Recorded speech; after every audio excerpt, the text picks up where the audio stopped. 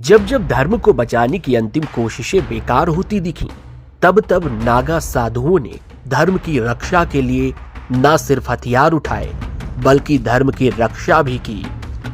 लेकिन सवाल है, कौन होते हैं नागा साधु, कहां से आते हैं और कुंभ में दिखने के बाद कहां गायब हो जाते हैं?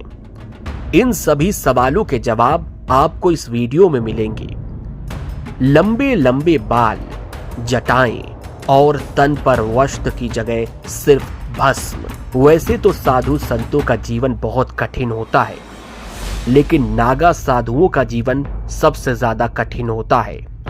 जो स्वयं का पिंडदान कर दे उसे नागा साधु कहते हैं। इनके कठोर नियम कायदे होते हैं। जब कोई नागा साधु बनता है तो उसे 6 महीने से 1 साल तक कठिन तप से गुजरना होता है। बताया जाता है कि अखाड़ा परिषद की ओर से जब किसी व्यक्ति को नागा साधु बनाया जाता है तो उसे कई परीक्षाओं से गुजरना होता है।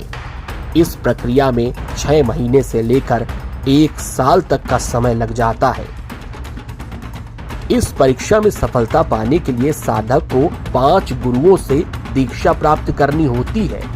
शिव, विष्णु, शक्ति, सूर्य और गणेश द्वारा, जिन्हें पंचदेव कहा जाता है, इनसे दीक्षा लेनी होती है।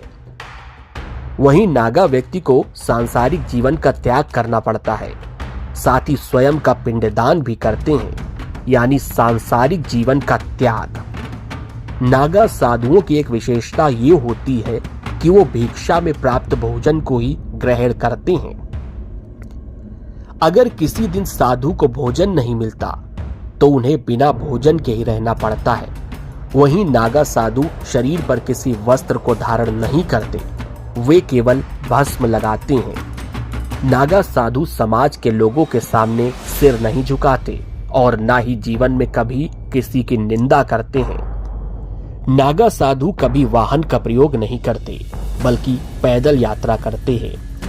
नागा बनने की दीक्षा लेने के बाद साधुओं को वरीयता के आधार पर पद भी दिए जाते हैं। इन साधुओं में कोतवाल, पुजारी, बड़ा कोतवाल, भंडारी, कोठारी, बड़ा कोठारी, महंत और सचिव के पद होते हैं। इसमें सचिव को सबसे अहम माना जाता है। नागा अखाड़ों के आश्रम और मंदिरों में रहते हैं। साथ ही कुछ नागा साधु पहाड़, गुफाओं में जीवन बिताते हैं।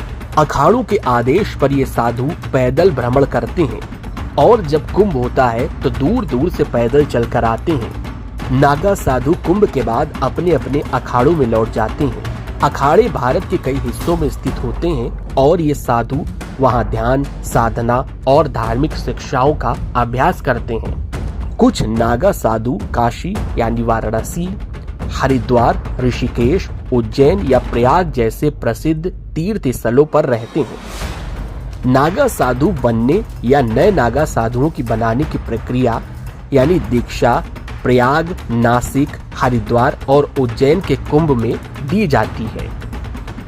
लेकिन इन्हें अलग अलग नागा कहा जाता है। जैसे प्रयाग में दीक्षा लेने वाले नागा साधु को राज राजेश्वर कहा जाता है। वहीं उज्जैन में दीक्षा लेने वाले खूनी नागा साधु कहलाते हैं और हरिद्वार में दीक्षा लेने वालों को बर्फानी नागा साधु कहते हैं। इसके साथ ही नासिक में दीक्षा लेने वालों को खिचड़िया नागा साधु कहा जाता है। अब आपको अगले वीडियो में बताएंगे कि कौन होती हैं नागा साध्वी, इनका जीवन कितना कठिन होता है और वे कैसे रहती हैं। तो बने रहें हमारे साथ। अगर ये वीडियो आपको पसंद आया हो तो हमारी वीडियो को सब्सक्राइब करें और लाइक करें।